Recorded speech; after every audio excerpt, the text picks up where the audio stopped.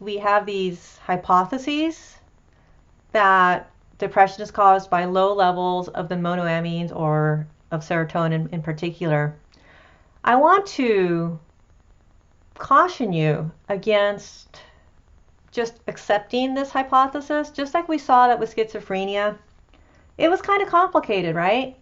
So yes, antipsychotic drugs lower dopamine, leading to the dopamine hypothesis that dopamine's too high in schizophrenia. But then we've learned that, hey, glutamate is also involved. And then there are these other factors like changes in how well connected some parts of the brain are. So, the hippocampus and the prefrontal cortex seem to not be as connected as they should be, and other parts are overly active in schizophrenia.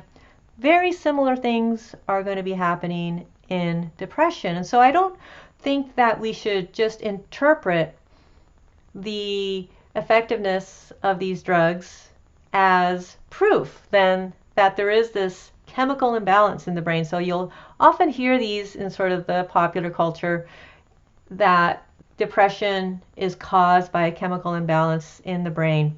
You can easily find a lot of things that sort of take this assumption and run with it. I just want to point out that there is a lot more going on in depression, and I do want you to question that chemical imbalance idea. So if we look at what was originally called the monoamine hypothesis, and now more recently the serotonin hypothesis, that serotonin is too low in depression, well, let's take a look at what the evidence is. And so first off, there's this thing called the delay paradox. The paradox is that drugs, once you take them, they were going to influence neurotransmitter levels pretty much right away, like within 30 minutes. However, symptoms of depression will not improve for weeks. So this is, I think, a really important detail that gets overlooked.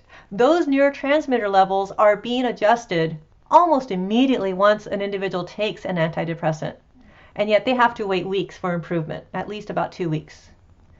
And so the initial comeback was that, well, in that 2-week period, there was receptor downregulation that occurs.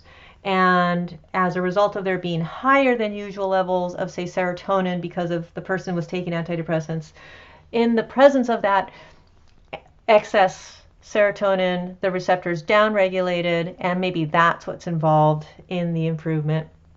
And that's possible. However, if that was the case, then pretty much everyone that took an antidepressant should be alleviated, and yet many individuals don't show improvement with drug therapy. The estimate is that 30 to 50% of individuals who are treated with antidepressants are drug resistant. So in fact, only 21% of yearly cases are adequately treated in one large study. And so this really points to the fact that antidepressants are not helping the great majority of people. And this really does seem counter to a very simple chemical imbalance idea. There's also no conclusive evidence that people with depression actually have reduced levels of serotonin. There's some, but it's not conclusive, and there are studies that are not finding that. In addition, there is a drug called ketamine. It's an animal tranquilizer, and it's also a potent dissociative drug. So it is a drug, a recreationally used drug or drug of abuse. And it is an NMDA receptor antagonist for glutamate.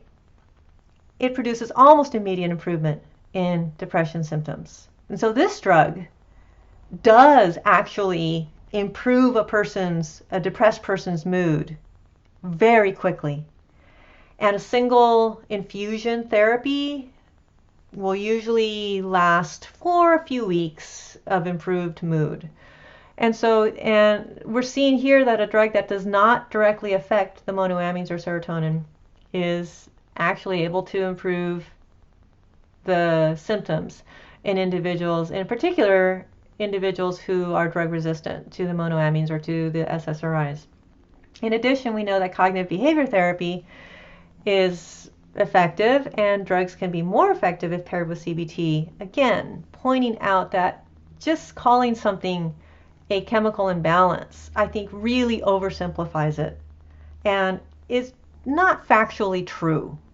And so I would just caution you against accepting that statement on face value. Now, what is happening after a person takes antidepressants? So we talked about the possibility that there is receptor downregulation because now the drugs are increasing the levels of, say, serotonin, and so the compensatory reaction could be to downregulate. But another thing that we're seeing is that these antidepressant drugs increase new neurons. So we're seeing neurogenesis. One of the parts of the brain that is particularly able to create new neurons is the hippocampus. And there is evidence that antidepressants do boost the development of new neurons substantially in the hippocampus. And so here we can see these little dark dots. Those are all the new neurons that were created after treatment with fluoxetine. We're not seeing nearly as many in the hippocampus of an animal treated with just the control substance, the vehicle substance. And so that provides kind of an interesting idea. My gosh, maybe the improvements seen with antidepressants and with other therapies have more to do with neurogenesis, with the development of new neurons in the brain. It's kind of an interesting idea. My gosh, maybe the improvements seen with antidepressants and with other therapies have more to do with neurogenesis, with the development of new neurons in the brain. And I just want to point out that there is evidence that there are losses in the size of the hippocampus in individuals with depression. Another therapy that we can look at is ECT, electroconvulsive therapy. A little bit of a blunt instrument. It reduces depression by inducing a seizure. Historically, this was very traumatic therapy, produces memory loss. It can be done more safely now because it's done unilaterally in just one hemisphere of the brain. It can actually be more effective than antidepressant drugs, but it's short-lived. It's not a cure by any means. It does seem to increase synchrony over large brain areas, and it might lead to serotonin receptor upregulation as well, just like the antidepressants might. So this is a potential treatment for individuals who are not being helped by antidepressants and who have fairly severe depression. Other techniques include TMS, transcranial magnetic stimulation.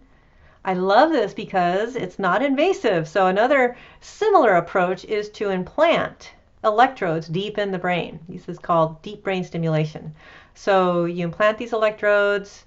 They are wired to a battery pack on the individual's person, and that creates a enhanced activity in this brain area, and that can be very effective in treating severe depression that's resistant to drug therapy.